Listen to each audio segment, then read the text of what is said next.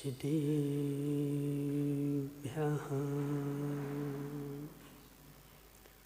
ॐ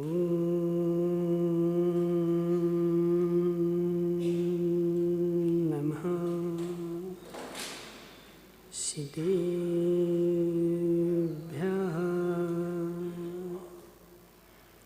ॐ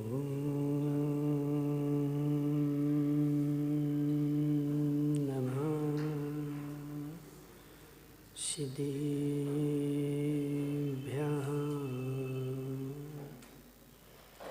तज्जयति परं ज्योति समं समस्तैरनन्तपर्याये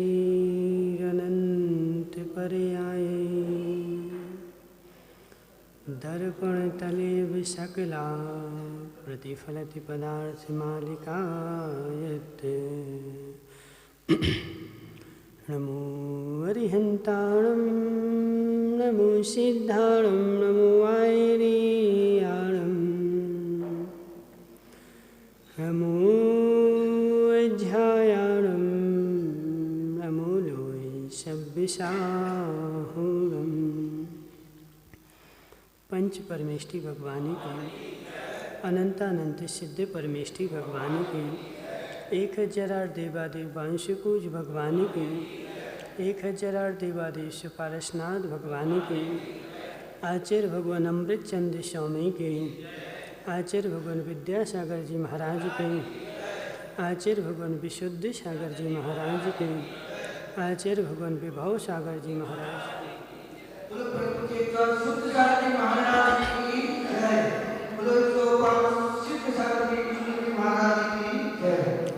मनुष्य तीर्थंकर भगवानी की दिव्य देशना शादबाद वाणी जयवंत हो। आचार्य भगवान अमृत चंद्र स्वामी पुरुषार्थ सिद्धि ग्रंथ उपाय में पुरुषार्थ सिद्धि का उपाय बता रहे हैं कि हे जीव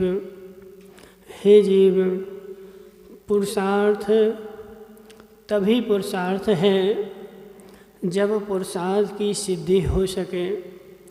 यदि उस पुरुषार्थ की सिद्धि नहीं हुई तो वह पुरुषार्थ संज्ञा को प्राप्त नहीं है। पुरुष मतलब माताओं, पुरुष मतलब आत्मा, पुरुष मतलब चैतन्य। उसके लिए जो उपाय है, उसकी सिद्धि का जो उपाय है उसको पुरुषार्थ सिद्धि उपाय कहते हैं। और उस सिद्धि के लिए धर्म अर्थ काम मोक्ष 4 पुरुषार्थ बताए हैं। अब 4 पुरुषार्थ बताए हैं तो पहला पुरुषार्थ धर्म पुरुषार्थ है और लास्ट पुरुषार्थ मोक्ष पुरुषार्थ है। पहला पुरुषार्थ धर्म पुरुषार्थ है और लास्ट पुरुषार्थ मोक्ष पुरुषार्थ है। तो धर्म पुरुषार्थ जो होगा वो मोक्ष तक ले जाएगा। संदीप भाई, धर्म पुरुषार्थ जो होगा वह मोक्ष तक ले जाएगा। धर्म को हमने सबसे पहले रखा और मोक्ष को ले जाकर के सबसे लास्ट में रखा। अब देखना क्या है, जो धर्म है वही मोक्ष है। जो धर्म है वही मोक्ष है। मात्र थोड़ा सा उसमें अंतर आता है कि आचार्य भगवान गौमठ सार में कहते हैं कि जो श्रुत ज्ञान है श्रीपाल जी, श्रुत ज्ञान है सो केवल ज्ञान है। शुद्ध केवलम चलाणम दौड़नम जाननदी सरिसदी। निमेश पंडित जी, शुद्ध केवलम चलाणम दौड़नम जाननदी सरिसदी पच्छक परोक भे अमचा। जो केवल ज्ञान है शास्त्री जी, जो केवल ज्ञान है सो श्रुत ज्ञान है। जो केवल ज्ञान जानता है वही श्रुत ज्ञान जानता है। लेकिन जिसको श्रुत ज्ञान जानता है उसको मना पर्याय ज्ञान नहीं जानता। समझ रहे ना? जिसको श्रुत ज्ञान जानता है, और बताएं पंडित जी, और बताएं। जिसको श्रुत ज्ञानी जो जानता है, वैसा केवल ज्ञानी भी नहीं जानता।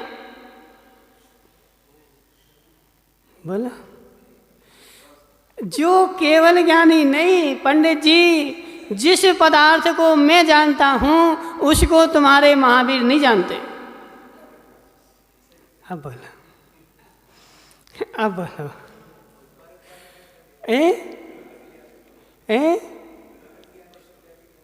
क्या बोल रहे? नहीं नहीं, जिस पदार्थ को मैं जानता हूं उसको तुम्हारे भगवान भी नहीं जानते। अब बोलो हितेश भाई, हितेश भाई, श्रुत ज्ञान, श्रुत ज्ञान, श्रुत ज्ञान जिसको जानता है उसको केवल ज्ञान भी नहीं जानता, और जिसको श्रुत ज्ञान जानता है उसको मना पर्याय ज्ञानी भी नहीं जानता। श्रुत ज्ञान का विषय केवल ज्ञान से भी विशाल है। अरविंद भाई, तुम कौन से ज्ञानी हो? कौन से ज्ञानी हो? नहीं पता। हमारे पास मति श्रुत ज्ञान है। मति श्रुत ज्ञान जिसको जानता है उसको केवल ज्ञान भी नहीं जानता। मति श्रुत ज्ञान प्रत्यक्ष को भी जानता है, परोक्ष को भी जानता है। केवल ज्ञान प्रत्यक्ष को भी जानता है, परोक्ष को भी जानता है, लेकिन अवधि ज्ञान मात्र प्रत्यक्ष को ही जानता है। समझ रहे? अवधि ज्ञान प्रत्यक्ष को ही जानता है, परोक्ष को नहीं जानता। समझना शास्त्री जी? और अवधि ज्ञान जो है वह मात्र रूपी को ही जानता है, अरूपी को नहीं जानता। लेकिन जो श्रुत ज्ञान है वह रूपी को भी जानता है और अरूपी को भी जानता है, जबकि अवधि ज्ञान के पास शक्ति नहीं कि वह अरूपी को जान सके। निमेश पंडित जी, अवधि ज्ञान अरूपी को जानेगा क्या? बोलो ना, नहीं जानेगा। और अवधि ज्ञान प्रत्यक्ष को जानेगा कि परोक्ष को जानेगा? संभल के बोलना शास्त्री जी, तुम जयपुर से पढ़ के आए। निमेश पंडित जी, अवधि ज्ञानी प्रत्यक्ष को जानेगा कि परोक्ष को जानेगा?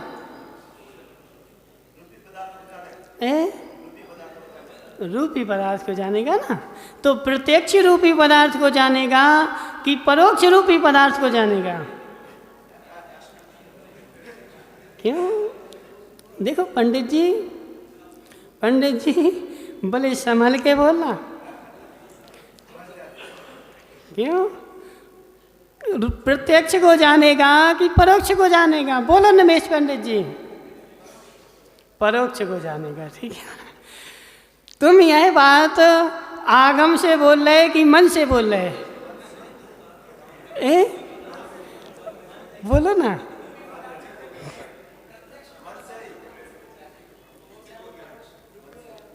देखो, इसीलिए बोलते हैं कि आगम का ज्ञान हो जाए और आगम का ज्ञान ना हो। जब तक ज्ञान नहीं है, जब तक हम बहुत सारी चीज़ें ऐसी भी होती हैं जो मन से लगा लेते हैं। समझ रहे ना? क्यों मन से लगा लिया? बोले हमारे मन ने ऐसा कहा ना सुदीप भाई, हमारे मन ने ऐसा कहा ना। निमेश पंडित जी, शास्त्री जी, अवधि ज्ञान जो है प्रत्यक्ष को भी जानेगा और परोक्ष को भी जानेगा, दोनों को जानेगा। यदि प्रत्यक्ष को ना जाने तो सामने जो वस्तु आई है उसको कैसे जानेगा? समझ रहे ना? फिर भी हमने तुमसे कहा कि अवधि ज्ञान परोक्ष को नहीं जानता। अवधि ज्ञान परोक्ष को नहीं जानता। जब अवधि ज्ञान परोक्ष को नहीं जानता, यह कहने का मतलब है कि अवधि ज्ञान अत्यंत परोक्ष को नहीं जानता। कैसे? जैसा केवल ज्ञान परोक्ष को जानता है, वैसा अवधि ज्ञान परोक्ष को जानता है क्या? बोलो ना, ना बोलो। देखो तुम लोग पंडित पंडित बैठे हो, कुछ तो बोलो। हाँ ठीक है ना। अवधि ज्ञान माताओं जैसे परोक्ष को जानता है, वैसे परोक्ष को, जैसा केवल ज्ञान परोक्ष को जानता है, वैसा परोक्ष को अवधि ज्ञान नहीं जानता। इसलिए हमने बोला कि अवधि ज्ञान परोक्ष को नहीं जानता, जबकि अवधि ज्ञान प्रत्यक्ष को भी जानता है और परोक्ष को भी जानता है, लेकिन अरूपी को नहीं जानता। देखो कितनी बड़ी बात है संदीप भाई। अवधि ज्ञानी के पास परोक्ष को अरूपी को जानने की शक्ति नहीं, जबकि तुम्हारे पास तो रूपी को जानने की शक्ति है, अरूपी को जानने की शक्ति है, प्रत्यक्ष को जानने की शक्ति है और परोक्ष को जानने की शक्ति है। तुम्हारा ज्ञान बड़ा कि अवधि ज्ञान बड़ा है? तुम्हारा ज्ञान बड़ा कि अवधि ज्ञान बड़ा? और बताएं, और बताएं हितेश भाई। जब भी कल्याण होगा, जब भी कल्याण होगा, जब भी मोक्ष जाओगे तो श्रुत ज्ञान से जाओगे, अवधि ज्ञान से मोक्ष ना तो आज तक कोई गया है और ना भविष्य में कोई जाएगा। अवधि ज्ञान बड़ा कि श्रुत ज्ञान बड़ा? बोला ना, अवधि ज्ञान बड़ा कि श्रुत ज्ञान बड़ा? और बताएं, और बताएं। नहीं, कोई महत्ता नहीं। मोक्ष मार्गी के लिए अवधि ज्ञान की कोई महत्ता नहीं। मोक्ष मार्गी के लिए और मोक्ष मार्ग के लिए अवधि ज्ञान की कोई महत्ता नहीं। जिसको अवधि ज्ञान की महत्ता आएगी उसको मोक्ष की महत्ता नहीं। समझ रहे ना? इसलिए जिसको मोक्ष मार्ग चाहिए और मोक्ष मार्ग में लगा है, उसके लिए अवधि ज्ञान की कोई भी कीमत नहीं।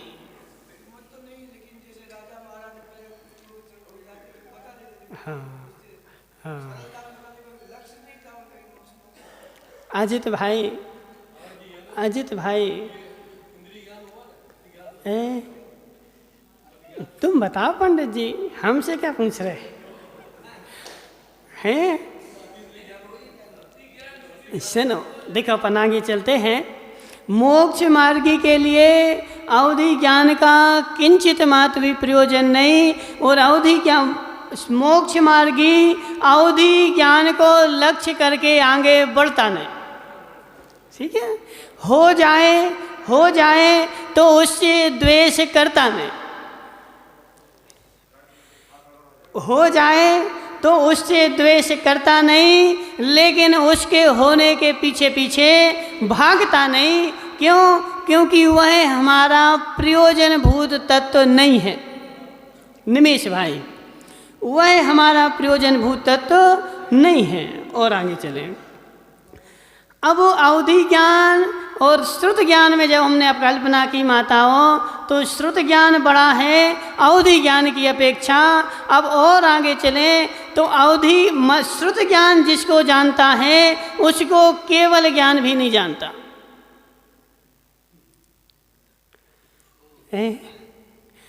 श्रुत ज्ञान जिसको जानता है मनसुख लाल जी, उसको केवल ज्ञान भी नहीं जानता। श्रुत ज्ञानी का ज्ञान विशाल है। सुनो निमेश पंडित जी, कल्पना करो, कल्पना करो, आंखें बंद कर लो। कभी गधा देखा तुमने? गधा देखा कभी? नहीं देखा? देखा ना? अब तुम आंखें बंद करो, अब गधा देखो। सुनना, गधा देखो। अब देखो, गधे के सिर पर 2 सींग लगे हुए हैं। देखो ना, देखो ना। नहीं लगे हैं, नहीं लगे हैं। सुनो निमेश पंडित जी, गधे के सिर पे सींग नहीं लगे, नहीं लगे। फिर से देखो, अच्छे से देखो।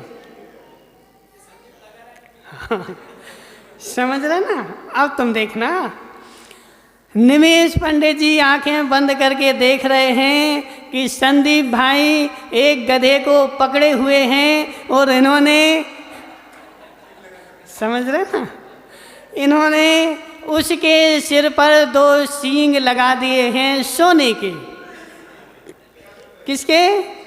सोने के 2 सींग लगा दिए हैं निमेश पंडित जी। अब गधे के सिर पर 2 सींग लगे कि नहीं लगे? अब देखना, अब क्या बोलोगे निमेश भाई कि सोने के सींग वाला गधा, सोने के सींग वाला गधा। मनसुख लाल जी, अब तुम निमेश से बोलोगे कि गधे के सींग नहीं होते। समझ रहे ना, क्या नहीं होता? गधे के सींग नहीं होते। अब निमेश बोलेगा कि स्यात, स्यात, स्यात गधे के सींग नहीं होते और स्यात गधे के सोने के सींग होते हैं। होते कि नहीं होते पंडित जी? स्यात गधे के सोने के सींग होते हैं, तो सोने के सींग गधे के जाने कि नहीं जाने? संदीप भाई, स्यात गधे के सोने के सींग होते कि नहीं होते? हाँ ना बोलो ना, होते ना। तो स्यात गधे के सोने के सींग होते हैं। निमेश पंडित जी ने अपने ज्ञान में जाना कि सोने के सींग गधे के होते हैं। क्या केवल ज्ञानी ने ऐसा जाना? केवल ज्ञानी ने सोने के सींग गधे के जाने कि नहीं जाने? निमेश भाई, संदीप ने नहीं लगाए। संदीप इतना मूर्ख थोड़ी कि गधे के सिर पे सोने के सींग लगाए। समझ रहे ना? वो तो तुमने अपनी आंख बंद करके और ऐसी कल्पना में जाना है। लगाए किसी ने नहीं है, लगाए किसी ने नहीं है। समझना, या सर्वाणि चराचराणि विधिवत् द्रव्याणि ते शान गुणा पर्यायानपि भूत भावि भविता सर्वान् सदा सर्वता जानीते युगपत् प्रतिक्षणमता। बोलो ना माता, नहीं आता? जानीते युगपत् प्रतिक्षणमता सर्वज्ञ तुच्यते सर्वज्ञाय जिनाय भोक्त महिता वीराय तस्मै नमः। मैं वीर भगवान को नमस्कार करता हूँ, मैं वीर भगवान को नमस्कार करता हूँ। कैसे वीर भगवान को? जो या सर्वाणि चराचराणि विधिवत्, जो चर और अचर दोनों पदार्थ को देखते हैं, दोनों पदार्थ को जानते हैं। कैसे? त्रिकालिक। शास्त्री जी, सत्य है कि नहीं है?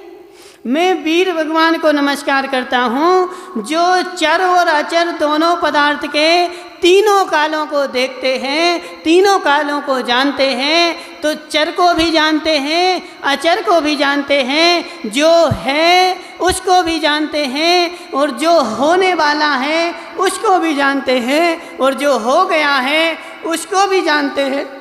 लेकिन जो ना है, ना होगा, ना हुआ था, उसको केवल ज्ञानी जानते कि नहीं जानते? बोलो ना सुदीप भाई, क्या हो गया तुम्हें? जो हुआ, ना हुआ था, ना है, ना होगा, उसको माताओं केवल ज्ञानी जानते कि नहीं जानते? नहीं जानते। लेकिन निमेश पंडित जी जानते हैं। समझ रहे ना? जो ना था, ना है और ना होगा, उसको केवली नहीं जानते। लेकिन निमेश पंडित जी गधे के सींग भी जानते हैं। इसलिए निमेश पंडित जी का ज्ञान बढ़ा कि केवली का ज्ञान बढ़ा है। समझ रहे ना? इसलिए श्रुत ज्ञान उसको भी जानता है जिसको केवल ज्ञानी नहीं जानता। बोलो ना अंकेश पंडित जी, बराबर है कि नहीं है? देखो अंकेश भी बोला बराबर है महाराज जी। अजित भाई तो हो तो सकता ना, कैसे ही हो सकता। हमने कोई भी बात सर्वदा नहीं बोली। जब प्रवचन शुरू किया था तो क्या बोला था? स्यादवाद वाणी जयवंत हो, ठीक है ना। तो स्यादवाद वाणी जयवंत हो, तो कथनचित तो ऐसा हो सकता कि नहीं हो सकता? केवल ज्ञान में ऐसा हो सकता कि नहीं हो सकता? बोलो ना, नहीं हो सकता। केवल ज्ञान में कोई भी कल्पना नहीं आ सकती, केवल ज्ञान में कोई भी स्वप्न नहीं आ सकता। स्वप्न जो होता है, कल्पना जो होती है, वो श्रुत ज्ञान में ही होती है। और कल्पना उसकी भी होती है जो पदार्थ होता है, और उसकी भी होती है जो पदार्थ होता ही नहीं है। इसलिए श्रुत ज्ञानी उसको भी जानता है, ठीक है ना। श्रुत ज्ञानी उसको भी जानता है जो पदार्थ ना था, ना है और ना कभी होगा। इसलिए श्रुत ज्ञानी केवल ज्ञान से महान है। श्रुत ज्ञानी केवल ज्ञान से महान है। मनसुख लाल जी, केवल ज्ञान से महान है। केवल ज्ञान जब होगा तब होगा, लेकिन श्रुत ज्ञान तो वर्तमान में अभी हमारे पास है ही। इसलिए सुनो, श्रुत ज्ञान महान है और केवल ज्ञान महान है। माताओं, श्रुत ज्ञान महान है, केवल ज्ञान महान है। अवधि मना पर्याय ज्ञान महान नहीं है। शुरू का महान है और लास्ट का महान है। ऐसे ही सुनना, कौन? अंकेश पंडित जी। अंकेश पंडित जी, जो तुमने प्रथम कक्षा में पढ़ा था, वो तुम्हें आज तक याद है कि नहीं? ठीक है ना। तो प्रथम कक्षा में जो पढ़ा था वह जिंदगी भर चलता रहा, और जो लास्ट कक्षा में तुमने पढ़ा था वह लेकर के जब गए थे सो तुम्हारी नौकरी लग गई थी। समझ रहे ना।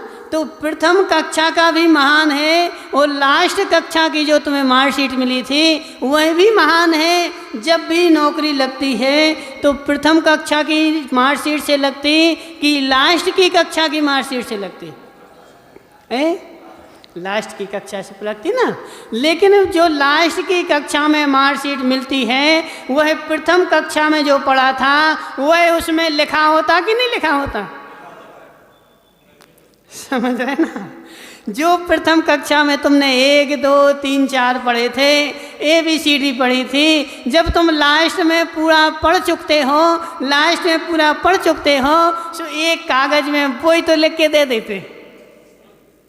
क्या होता है निवेश भाई? होता कि नहीं होता? जो तुमने पहली में पढ़ा था वही तो तुम्हें लास्ट में लिख करके दे दिया, ABCD 1, 2, 3, 4 कि ले जाओ, हो गई तुम्हारी पढ़ाई पूरी। तुम बीच में इतना सारा पढ़ते रहे, कोई मतलब नहीं निकला। समझ रहे ना। बीच में इतना सारा पढ़ते रहे, कोई मतलब नहीं निकला। लेकिन बीच का नहीं पढ़ते तो लास्ट का भी नहीं मिलता। बीच का नहीं पढ़ते श्रीपाल जी की कहावत, तो लास्ट का भी नहीं मिलता। लेकिन यह सर्वथा नियम नहीं है। सर्वथा नियम नहीं है। अवधि ज्ञान तो ठीक है, सर्वथा नियम नहीं है कि बीच की कक्षाएं पढ़नी ही पड़ेंगी। ऐसे भी रिद्धिधारी मुनि होते हैं जिनको आज मात्र अष्ट प्रवचन मात्र का ज्ञान है और एक अंतर्मूलत्वाद द्वादशांग के पाठी बन जाते। बीच की एक भी कक्षा नहीं पढ़ी, लेकिन उनकी योग्यता ऐसी थी कि उनको बीच की कक्षा पढ़ने की आवश्यकता नहीं थी। हम तो बेचारे लोग हैं। कैसे हैं? बेचारे लोग हैं, दीन दुखी गरीब लोग हैं कि हमें 1, 2, 3, 4, 5 सब कुछ पढ़ना पड़ता है। क्यों? क्योंकि यह हमारा बेचारापन है, क्षयोपशम की कमी है कि एक ना एक सीखना पड़ता ना, तब भी 8 दिन लगते हैं। मनसुख लाल जी, एक ना एक सीखना पड़ता है। सब भी 8 दिन लगते हैं, लेकिन 8 दिन सबको ही लगेंगे ऐसा जरूरी नहीं है। किसी को पूर्व भाव से भी एक ना एक सीख करके आता है, और किसी को इस भाव में भी सिखाओगे तब भी ज्ञान नहीं होता। अब अपने मेन विषय पे आ जाओ। पूर्व का जो ज्ञान है वह कार्यकारी है, और लास्ट का जो है वह कार्यकारी है। और पूर्व का जो है वो लास्ट की प्राप्ति के लिए ही है। यदि पूर्व का ज्ञान, प्रथम ज्ञान लास्ट की सिद्धि ना कराए तो वह ज्ञान उपाय नहीं है। ऐसे धर्म वही धर्म है जो मोक्ष पुरुषार्थ की सिद्धि करा दे। जिस धर्म से मोक्ष पुरुषार्थ की सिद्धि ना हो वह माताओं धर्म संज्ञा नहीं है, उसकी धर्म संज्ञा नहीं है। धर्म संज्ञा उसी की है। अब देखना हितेश भाई, अब देखना तुम धर्म करते कि नहीं करते हैं? धर्म मतलब निवेश पंडित जी, अंकेश भाई, धर्म मतलब बत्थु स्वभावो धम्मो। बत्थु स्वभावो धम्मो, जो वस्तु का स्वभाव है सो धर्म है, सो धर्म भी स्वभाव है और मोक्ष भी स्वभाव है। मोक्ष जो है वह प्रकट स्वभाव है, और धर्म जो है वो अप्रकट स्वभाव है, परोक्ष स्वभाव है। उस धर्म के द्वारा हमारा स्वभाव प्रकट हो जाए तो वह धर्म संज्ञा को है। उस मोक्ष की प्राप्ति के लिए ही तो धर्म है। धर्म किसके लिए सेठ जी साहब? धर्म किसके लिए? तुम क्यों सुबह 6 बजे से ठुटर के आ जाते ठंड में? तुम्हें शर्म नहीं लगती मन से? मन से शर्म नहीं लगती कि 6 बजे से उठेंगे और पानी डालेंगे, कहीं बुखार आ जाए तो? सेठ जी साहब, किसके लिए तुम इतना सारा काम कर रहे हैं? पक्का मोक्ष के लिए? तो मोक्ष मतलब स्वभाव की प्रगटता, ठीक है ना? मोक्ष मतलब स्वभाव की प्रगटता, और उस स्वभाव की प्रगटता के लिए जो किया जाता है उसको हम बोलते हैं धर्म, ठीक है ना? और उस धर्म से यदि स्वभाव प्रकट हो तब तो वह धर्म संज्ञा है, और उससे यदि स्वभाव प्रकट नहीं होता है तो उसको धर्म संज्ञा किंचित मात्र भी नहीं है। इसलिए हितेश भाई, तुम धर्म करते कि नहीं करते? करते हो ना धर्म? बहुत अच्छी बात है, धर्म करते हो ना? सुदीप भाई, धर्म करते कि नहीं करते? निवेश पंडित जी, धर्म करते कि नहीं करते? करते हो ना धर्म? तो धर्म हम करते हैं धर्मी की प्राप्ति के लिए। धर्म हम करते हैं धर्मी की प्राप्ति के लिए। धर्मी जो है वह हमारा लक्ष्य है, और धर्म जो है वह हमारा लक्षण है। तुम्हारा लक्षण 3 दोष से दूषित तो नहीं है? तुम्हारा लक्षण 3 दोष से दूषित तो नहीं है? समझ रहे ना? माताओं, कभी तुमने रोटी बनाई? रोटी समझ रहे ना? कभी रोटी बनाई? रोटी रोटी बनाई कि रोटी बनी? समझ रहे ना? रोटी बनाई ना, तो रोटी किसकी बनाई? आटे की पक्का? तो आटे की रोटी बनाई तो रोटी किसकी बनी? समझ? देखो, बिल्कुल भी घबराओ नहीं, बहुत सरल प्रश्न है। तुमने आटे की रोटी बनाई तो रोटी किसकी बनी? आटे की बनी ना? कौन बोल रहा गेहूं की? गेहूं की रोटी बनती होती, बदामी लाल जी, गेहूं की रोटी बनती होती तो तुम घर में चक्की क्यों रखे? अजित भाई, आज तुम इनके घर में जाना और चक्की उठा लाना, ठीक है ना? क्यों? क्योंकि इनकी रोटी जो है ना गेहूं से बन जाती है, और गेहूं से रोटी बन जाती तो चक्की की क्या आवश्यकता? तो गेहूं के आटे की बनी ना। देखो अभी तुम्हें भी हम पकड़ते हैं, सुनना माता हो। तुमने आटे की रोटी बनाई तो रोटी किसकी बनी? बोलो ना। आटे की रोटी बनी ना, आटे की रोटी बनी ना। और इनने बदामी लाल जी ने जवार की रोटी बनाई तो रोटी किसकी बनी? ठीक है, जवार के आटे की रोटी बनी तो जवार के आटे की बनाई तो जवार की बनी, और आटे की बनाई तो आटे की बनी। जैसा लक्षण होगा वैसा ही तो लक्ष्य होगा। समझ रहे ना? जैसा लक्षण होगा, जैसा उपादान कारण होगा, वैसे ही तो उपादेय होगा। आटे की रोटी बनाओगे तो आटे की रोटी बनेगी, और जवार के आटे की रोटी बनाओगे तो जवार के आटे की रोटी बनेगी। ऐसे तुम्हारा धर्म रूपी लक्षण धर्मी में घटित होता है कि नहीं? धर्म रूपी लक्षण धर्मी के प्राप्ति का उपाय है कि नहीं? यदि वह धर्म रूपी लक्षण धर्मी की ओर इंगित ना करे। हितेश भाई देखना, सोचना, धर्म तो करते हैं, धर्म तो करते हैं, लेकिन धर्म है कौन सी वस्तु? कहाँ मिलेगा धर्म? इन अजित की दुकान पे मिलता है? अजित भाई तुम्हारी दुकान में धर्म मिलता है? नहीं मिलता। इनको तो चाहिए। बदामी लाल जी बोल रहा है कि महाराज जी हम तो अजित की दुकान पे जाएंगे, सो 5 रुपया को धर्म ले आएंगे। कितने का? 5 रुपया का धर्म ले आएंगे, सो आज के लिए हो जाएगा, कल जब खत्म होगा तो और ले आएंगे। अजित भाई बेचते हो धर्म कि नहीं बेचते? धर्म किसी भी दुकान पर नहीं मिलता। धर्म जो होता है वह धर्मी में होता है। धर्म जो होता है वह धर्मी में होता है। धर्मी को छोड़कर धर्म पाया नहीं जाता, और धर्मी को छोड़कर धर्म यदि प्राप्त करने की आकांक्षा है तो अभी तुम्हारी भूल चल रही है। अजित भाई सरल करें, सरल करें। अजित भाई तुम्हारे यहाँ जो संदीप बैठा ना पीछे, संदीप आया, तुम अपनी किराने की दुकान में बैठे थे, सो संदीप आया, बोले अध्यक्ष जी बोले हमें 20 रुपया की मिठास दे दो। क्या दे दो? मिठास दे दो। 20 रुपया लेके आया कि 20 रुपया की हमें मिठास दे दो।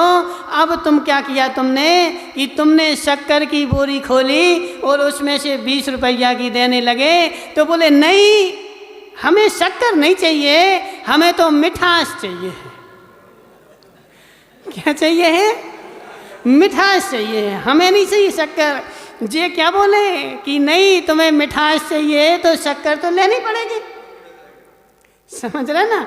तुम्हें मिठास चाहिए तो शक्कर लेनी पड़ेगी। क्यों? इस शक्कर के अंदर में मिठास है। सो संदीप ने क्या बोला कि अध्यक्ष जी तुम अपनी मिठास निकाल के हमें दे दो और शक्कर तुम अपनी रख लो। ठीक है ना? संदीप भाई देखो, बुरा नहीं मानना, बुरा नहीं मानना।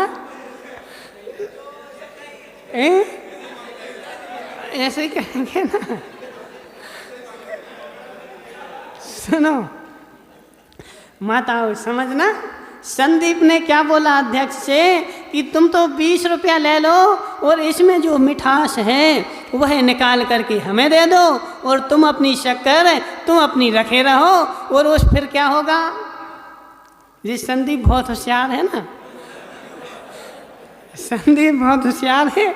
मिठास ले लेगा और फिर क्या बोलेगा? हमारे 20 रुपया भी लाओ। हमने तुम्हारी शक्कर तो ली नहीं है, इसलिए 20 रुपया भी हमारे दे दो। लेकिन अध्यक्ष जी क्या तुम शक्कर में से निकाल करके मिठास दे पाओगे? संदीप भाई, शक्कर को छोड़कर मिठास होती नहीं और मिठास को छोड़ करके शक्कर होती नहीं। जहाँ शक्कर होगी वहीं मिठास होगी, जहाँ मिठास होगी वहीं शक्कर होगी, जहाँ धर्म होगा वहीं धर्मी होगा, जहाँ धर्मी होगा वहीं धर्म होगा। धर्मी को छोड़कर धर्म होगा नहीं और धर्म को छोड़कर धर्मी होगा नहीं। इसलिए सुनो राजू भाई डीजल वाले, राजू भाई डीजल वाले, तुम धर्म करते कि नहीं करते हैं? धर्म करते कि नहीं करते? नहीं करते, करते हो ना, धर्म करते ना। सुनो सेठ जी साहब, तुम धर्म करते कि नहीं करते हैं? बोलो ना, करते हो ना। हाँ पिंटू भाई, धर्म करते कि नहीं करते? करते ना, धर्म करते ना, तो वह तुम्हारा धर्म धर्मी के साथ है कि धर्मी से अलग है? पक्का? मनसुख लाल जी संभल के बोलना, संभल के बोलना, फंस जाओगे अभी, समझ रहे ना। धर्म हमारा धर्मी के साथ है, धर्म हमारा धर्मी के साथ है। ऐसा तो नहीं कि धर्मी को छोड़कर हम धर्म कर रहे हों, धर्मी को छोड़कर हम धर्म कर रहे हों। धर्म तो देखो हम खूब करते हैं, धर्म तो हम खूब करते हैं हितेश भाई, धर्म तो हम खूब करते हैं। अब वह धर्म वस्तु कौन सी है? ठीक है ना। अब अपन चलते हैं किसके पास? अकलंक स्वामी के पास। हे अकलंक स्वामी, हे अकलंक स्वामी, अब तुम ही न्याय के ज्ञाता हो, अब तुम ही बताओ कि धर्म है कौन सी वस्तु। अब अकलंक स्वामी क्या बोलेंगे? आत्म विशुद्धि मात इतरत, आत्म विशुद्धि मात्र इतरत। माताओं पढ़ा नहीं पढ़ा? नहीं पढ़ा, क्या पढ़ती रहती फिर तुम लोग? आत्म विशुद्धि मात्र इतरत, ऐसा कौन बोल रहा है? कैसा कौन बोल रहा है? आचार्य भगवान अकलंक स्वामी, आत्मा की विशुद्धि जो है वही मात्र तुम्हारा धर्म है। आत्मा की विशुद्धि को छोड़कर जो तुम करोगे उसकी धर्म संज्ञा नहीं है। आत्मा की विशुद्धि को छोड़कर जो तुम करोगे उसकी धर्म संज्ञा नहीं है। और धर्म करते करते आत्मा की विशुद्धि यदि छूटती है तो उसकी धर्म संज्ञा नहीं है। कितनी बड़ी बात है, कितनी बड़ी बात है। सुनो, मनसुख लाल जी बैठे ना जी, मुंगाणिया, मनसुख लाल जी मुंगाणिया, मनसुख लाल जी मुंगाणिया, इनको भूख लगी, इनको भूख लगी, अपनी देवी से बोला कि हमें रोटी बनाकर दे दो। मनसुख लाल जी, बुरा नहीं मानना, समझना विषय को। अपनी देवी से बोला कि हमें रोटी बनाकर दे दो। उसने बोला कि घर में कुछ भी नहीं है, काहे की रोटी बना दें? घर में कुछ भी नहीं है, काहे की रोटी बना दें? तुम जाओ कुछ लेकर के आओ तो हम तुम्हें रोटी बना के खिला दें। सो मनसुख लाल जी गए बोरी लेकर के और दुकान पर इनने भर रोर बोरी भर करके और अनाज खरीदा। ठीक है ना, बोरी भर अनाज खरीदा और उस बोरी को रखा सिर पर और चल दिए घर की ओर, चल दिए घर की ओर। और घर की ओर चलते चलते जैसे ही घर पहुँचे और बोरी उतार करके रख दी और बोले देवी से हम अनाज लेकर के आ गए, बना दो तुम रोटी। समझ रहे ना, हम अनाज लेकर के आ गए और बना दो रोटी। सो देवी क्या बोली बोरी उठा करके कि किसका रोटी बनाएं, किसकी रोटी बनाएं? तुम लेकर क्या आए? बोले बोरी भर तो अनाज लेकर आए। सो बोए क्या बोली कि आओ यहाँ चश्मा लगा कर देखो बोरी में कहाँ है अनाज। समझ रहे ना, बोरी में अनाज क्या है, यह तो खाली बोरी है। अब बोरी की रोटी तो संदीप भाई बनती नहीं है, समझ रहे ना, बोरी की रोटी तो बनती नहीं है। अब हम किसकी रोटी बना दें? बोले नहीं, हम तो बोरी भर के लेकर आए। समझ रहा, मनसुख लाल जी मुंगानिया जी, जब तुम दुकान पर गए थे तुमने बोरी भरी थी, लेकिन उस बोरी में पीछे से एक छेद था, जो पूरा अनाज, समझ गए ना, पूरा अनाज रास्ते में बगर गया, पूरा अनाज रास्ते में गिर गया। और जब तुम घर पहुंचे सो खाली बोरी घर पे पहुंची। अब किसकी रोटी बने, किसकी रोटी बने हितेश भाई, किसकी रोटी बने? जब तुम धर्म मार्ग में आए थे, धर्म करने के लिए आए थे, तुम्हारी खूब विशुद्धि थी, खूब विशुद्धि थी, विशुद्धि की बोरी भरी हुई थी निमेश भाई, विशुद्धि की बोरी भरी हुई थी। लेकिन जैसे ही तुम धर्म करते गए, धर्म करते गए, वह विशुद्धि की बोरी धीरे धीरे खाली होती गई। और जिस दिन तुम्हारा इस संसार से जाने का समय आया, सो पूर्ण बोरी विशुद्धि की खाली थी। अब तुम क्या कहोगे? हे भगवान, हमें स्वर्ग दे दो, हमें मोक्ष दे दो। हमने जिंदगी भर तो धर्म किया, जिंदगी भर धर्म किया। मनसुख लाल जी बोरी भर के अनाज लाए, अब तो हम 12 रोटी खाएंगे। कितनी खाएंगे? 12 रोटी खाएंगे, 12 रोटी खाएंगे। क्यों? बोले हम बोरी भर के अनाज लाए ना। बोरी भर के तो तुम लाए हो, लेकिन घर तक कुछ भी नहीं आया है। जिंदगी भर धर्म किया है, जिंदगी भर धर्म किया है, लेकिन वह विशुद्धि जो थी, जब पहली बार जो विशुद्धि थी, वह लास्ट में विशुद्धि की बोरी पूरी खाली हो गई थी और तुम धर्म में मस्त थे। विशुद्धि मात्र आत्म विशुद्धि मात्र इतरत, आत्म विशुद्धि मात्र इतरत। अंकेश पंडित जी सुनना, सुनना, यह अंकेश पंडित जी की मात कहानी नहीं है, यह जन जन की कहानी, घर घर की माताओं कहानी, घर घर की कहानी, घर घर की, कि जब धर्म में आते हैं, धर्म में लगते हैं, विशुद्धि की बोरी पूरी भरी होती है, और जैसे धर्म में लीन हो जाते हैं, जो मात्र धर्म बचता है, विशुद्धि की बोरी पूरी खाली हो जाती है। और विशुद्धि की बोरी खाली हो गई, धर्म धर्मी के पास नहीं बचा। उस विशुद्धि की बोरी में, विशुद्धि की बोरी में विशुद्धि की अपेक्षा कसाय भर चुकी है, विशुद्धि निकल चुकी है। अब कसाई की बोरी लेकर जाओगे तो स्वर्ग मोक्ष नहीं मिलने वाला, नरक और निगोध ही मिलने वाला है। सुनो मनसुख लाल जी मुंगानिया, देख लो अपनी बोरी को, देख लो अपनी बोरी को। अनाज लेने तो गए थे, अब देखो उस बोरी को कि कहीं गिर तो नहीं रहा है, गिर तो नहीं रहा है। प्रति समय रास्ते में देखते चलो, ना जाने घर पे खाली बोरी जाए। हितेश भाई धर्म करते हो, धर्म करते हो, हैं? धर्म करते हो? देखो अभी और चलते हैं। धर्म करते हो?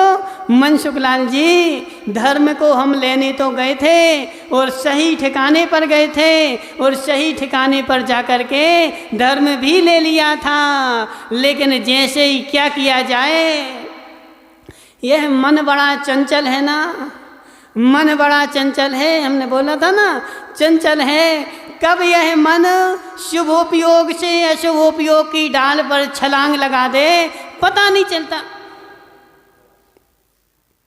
नहीं पता चलता, नहीं पता चलता। सुदीप भाई नहीं पता चलता। सुदीप के घर पे एक बंदर बैठा था, समझ रहे ना। सुदीप छत पे गया, सुबह बंदर इसको दौड़ा, खाने को दौड़ा, सो नीचे सुधीर भाग के आया, पापा पापा छत पे बंदर बैठा है। समझ रहे ना, छत पे बंदर बैठा हुआ है, मुझे खाने को दौड़ रहा है। और निर्मल भाई डंडा लेकर के गए, बोले बोलो कहाँ बैठा कहाँ बैठा। और जैसे ही छत पे देखने गए थे, सो वहाँ बंदर था ही नहीं, वहाँ बंदर था ही नहीं। क्यों? क्योंकि उसने तुरंत छलांग लगा करके दूसरी छत पे पहुँच गया। और वहाँ तुम डंडा लेकर के जाओगे, वो तीसरी छत पे पहुँच जाएगा। समझ रहे ना, बंदर इतना चंचल है, इतना चंचल है कि पकड़ में नहीं आता।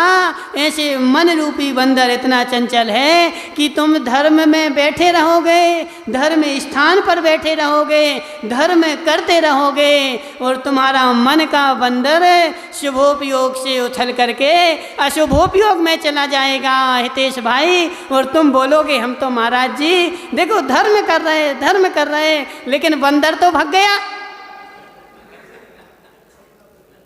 बंदर तो भाग गया। अब बंदर जब भाग गया तो तुम्हारा धर्म भी अधर्म रूप परिणत हो गया। पकड़ के रखो, पकड़ के रखो। सुनो मुंगानिया जी, पकड़ के रखो, पकड़ के रखो।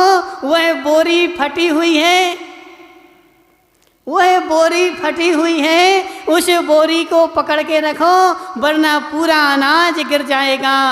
ऐसे हमारा शुभोपयोग वह जिस बोरी में रखा हुआ है, वह बोरी फटी हुई है, वह बोरी फटी हुई है। इसलिए ऐसी एक व्यक्ति की कहानी नहीं है हितेश भाई।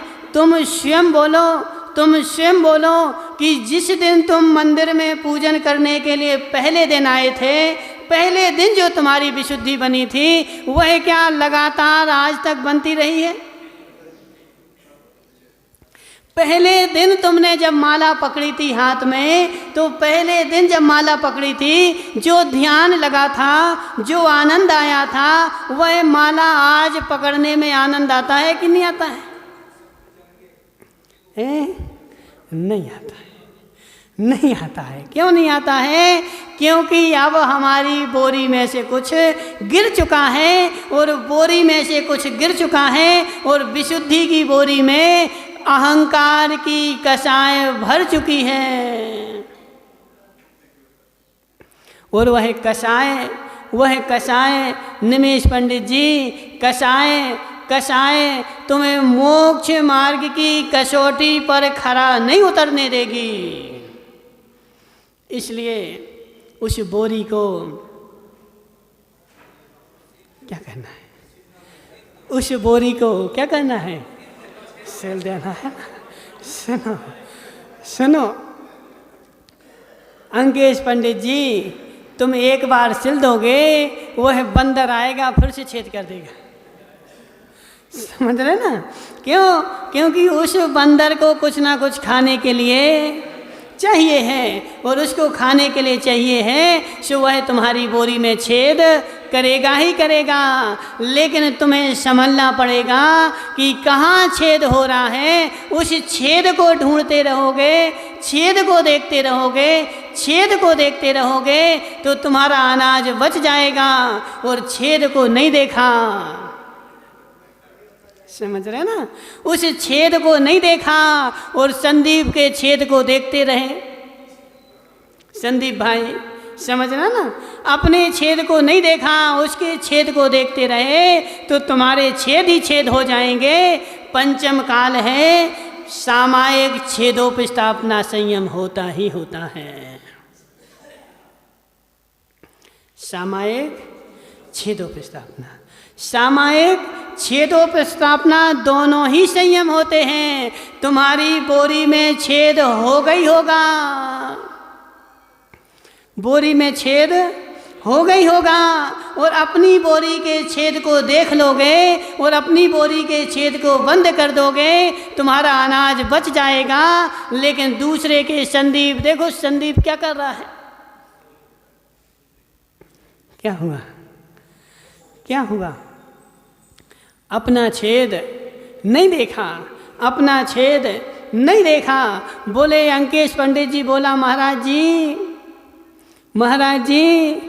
जी निमेश पंडित जी तो देखो ऐसे ऐसे करते रहते हैं, समझ रहे ना, निमेश पंडित जी ऐसे ऐसे करते रहते हैं, तो अंकेश पंडित जी कब तुमने उनको देखा? समझ रहे ना। और जब तुम उनको देख रहे थे तो तुम्हारे में छेद हो रहा था कि नहीं हो रहा था? पहले अपने में हो रहा था, फिर उनके में हो रहा था। ऐसे ही समझो, विषय को समझो कि हम जब धर्म की भूमि में आते हैं, धर्म करने आते हैं, जो विशुद्धि हमारी रहती है वह आगे चल के बढ़नी चाहिए कि घटनी चाहिए? और होता क्या है? घटती जाती है। और यदि विशुद्धि घटती जा रही है और हम क्या करते हैं? बोले हम तो 35 साल से धर्म कर रहे हैं। कितने साल से? 35 साल से धर्म कर रहे। अजित भाई तुम कितने साल से दुकान चला रहे हैं? 40 साल हो गए ना। अजित भाई तुम्हें 40 साल हो गए ना दुकान चलाते हुए, तो पहले दिन जितनी मुनाफा हुई थी आज उतनी होती कि ज़्यादा होती है? नहीं, वो नहीं बोल रहे हैं, तो मुनाफा बोल रहे हैं। जितनी पहले दिन तुम्हारी दुकान में मुनाफा हुई थी उतनी मुनाफा आज भी होती है कि उससे कम होती है? उससे ज़्यादा होती ना। देखो माताओं, पहले दिन जितनी मुनाफा हुई थी उससे आज दुकान में कहीं ज़्यादा होती है, कम नहीं होती है। कम हुई होती तो हम घाटे में हैं, और अधिक हुई है तो हम मुनाफे में हैं और उस दुकान से खुश हैं। ऐसे हितेश भाई, पहले दिन जो विशुद्धि बनी थी उससे कम बनती है कि ज़्यादा बनती है? कम बनती है ना। तो तुम घाटे में हो। दुकान अभी चलाने के तुम सच्चे अधिकारी नहीं हो, अभी तुम्हें मुनाफा नहीं हो रही है, तुम घाटे में दुकान चल रही है। और जिस दिन तुम्हारी दुकान बंद होने को होगी उस दिन जब टोटल लगाओगे तो घाटा मिलेगा। मुंगानिया जी बोरी खाली मिलेगी, बोरी खाली मिलेगी। इसलिए उस बोरी को देखते जाओ, प्रतिदिन की बोरी देखते जाओ कि धर्म में हम आगे बढ़ते जा रहे हैं। 30 साल हो गए, 40 साल हो गए, बोरी भरनी चाहिए कि खाली होनी चाहिए? बोरी भरनी चाहिए कि खाली होनी चाहिए? बोलो ना, समझ रहे ना। तो बोरी भरनी चाहिए माताओं, और बोरी नहीं यदि भर रही है तो कहीं ना कहीं छेद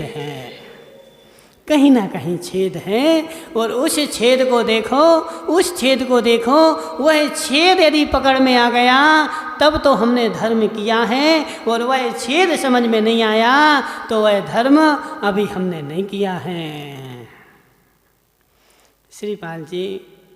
श्रीपाल जी, धर्म जो है ऐसी कोई एरी गहरी वस्तु नहीं है। धर्म कोई एरी गहरी वस्तु नहीं है जिसे सब कोई कर सके, जिसे सब कोई पा सके।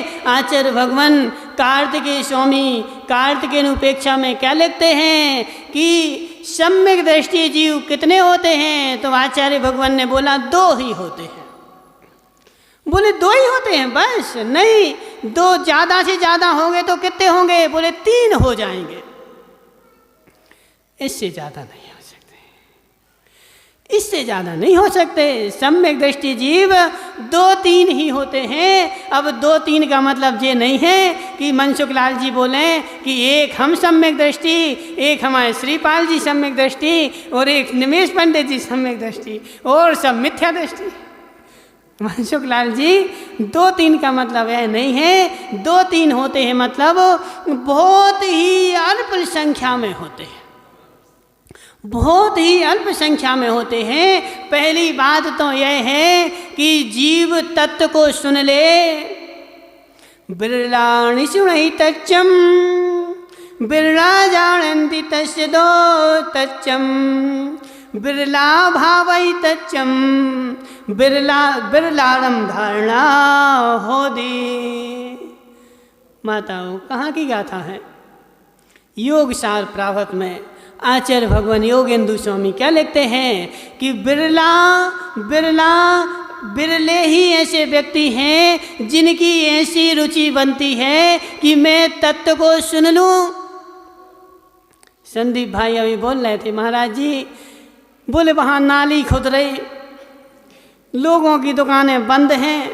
सो हमने उनसे बोला कि दुकान तो बंद है, चलो अपन से प्रवचन सुन लें। सो बोले तुम सुनियाओ, हमें सुना देना। क्या बोले वो है?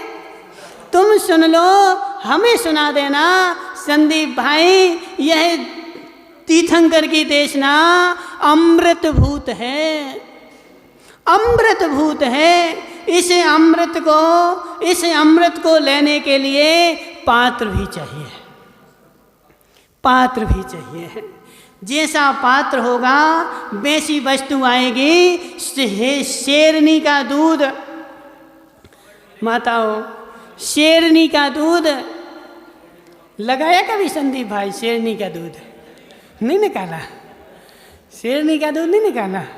शेरनी का दूध सोने के पात्र में ही ठहरता है। शेरनी का दूध सोने के पात्र में ही ठहरता है। लोहे के पात्र में शेरनी का दूध नहीं ठहरता। जब शेरनी का दूध लोहे के पात्र में नहीं ठहरता तो यह तो तीर्थंकर की देशना है, तीर्थंकर की अमृतमयी पीयूष देशना है। यह ऐरे गहरे को कैसे सुनने मिल सकती है? जो बड़ भागी होगा, बड़ भाग्य होगा, तीव्र पुण्यात्मा होगा, वही इस देशना को सुन पाएगा जिसके पाप कर्म का विचारे का उदय है, जिसके विचारे का। गांधी जी कहाँ जा रहे हैं? हाँ बोलो। हाँ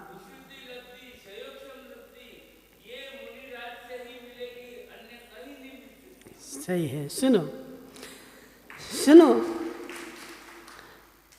यह तीर्थंकर की देशना तीव्र पुण्यात्मा जीव को ही मिलती है, जिसके तीव्र पुण्य का उदय होगा, जिसका संसार में भटकने का काल नील हो गया होगा, वही तीर्थंकर की देशना सुन पाएगा। जिस बेचारे को अभी अनंत काल संसार में रहना है, जिसके तीव्र पाप कर्म का उदय चल रहा है, वह घर में बैठा बैठा बच्चे की नाक पोंछता रहेगा। समझ रहे ना? बच्चे की नाक पोंछता रहेगा संदीप भाई, घर में बैठा बैठा अपने बेटे की माँ की साड़ियाँ धोता रहेगा, लेकिन तीर्थंकर की देशना नहीं सुन पाएगा। तीव्र पापात्मा जीव है, जिसके तीव्र पुण्य का उदय होगा, वही इस देशना को सुनने के लिए आ पाएगा। इसलिए तुम किसी को नहीं मनाना, किसी को नहीं मनाना कि चलो सुनने के लिए। जिसका देखो, जब भूख लगती ना माताओं जी, अजित भाई बोल रहे थे, बोले महाराज जी चलो बाहर चलो। हम बाहर कहाँ चलो? बोले वहाँ रोड पे प्रवचन करना, सो वहाँ खूब भीड़ आएगी। समझ रहे ना? अजित भाई जे कोई पान का ठेला नहीं है, सब्जी की दुकान नहीं है कि गली गली में धड़का करके बेचनी पड़े। जे तीर्थंकर की देशना है, तीर्थंकर की देशना है। जिसको आवश्यकता होगी सो यहीं आएगा, और जिसको नहीं होगी सो अपने घर में बैठे। समझ रहे ना? माता वो बैठे ना, कहाँ गए वो सोने चांदी वाले? कहाँ गए वो? सोने चांदी की दुकान है ना उनकी, है?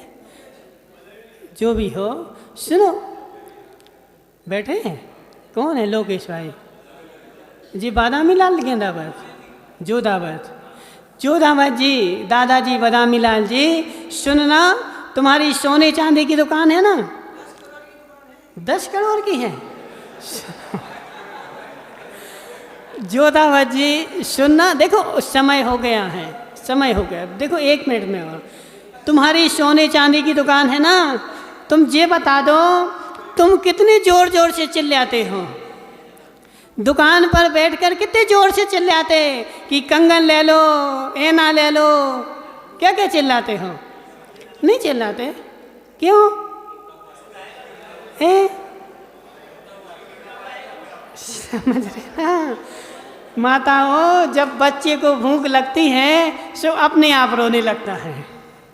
बच्चे को भूख लगती है सो अपने आप रोने लगता है। जिसको सोना चांदी चाहिए है सो अपने आप दौड़ता हुआ आता है। चिल्लाने की आवश्यकता नहीं पड़ती, चिल्लाने की आवश्यकता तो सब्जी वाले को पड़ती है। वह गला फाड़ फाड़ करके दिन से रात भर चिल्लाता है। ऐसे सोने की दुकान तुम गली में भी खोल लो सो आ जाता है। माताओं सुनना, ऐसे जब बच्चे को भूख लगती है सो अपने आप रोता हुआ आता है। ऐसे जिसको मोक्ष की भूख लगेगी सो चिल्लाता हुआ जिनवाणी सुनने आएगा। अपन को जिनवाणी सुनाने के लिए रोड पर बैठने की आवश्यकता नहीं है। जिनवाणी तो गूढ़ स्थान में ही सुनाई जाती है, गूढ़ स्थान में सुनाई जाती है। और जिसको आवश्यकता होती है सो अपने दौड़ता दौड़ता आ जाता है। इसलिए संदीप भाई, तुम बिल्कुल भी दुखी नहीं होना। तुम्हारे साथ कोई नहीं आए, बिल्कुल भी दुखी नहीं होना। तुम तो अपने खुशी खुशी से आ जाना, ठीक है ना? खुशी खुशी से आ जाना। यह तीर्थंकर की देशना, महान देशना हमें सुनने को मिल रही है। यह हमारा तीव्र पुण्य का उदय है। बोली शांतिनाथ भगवान की।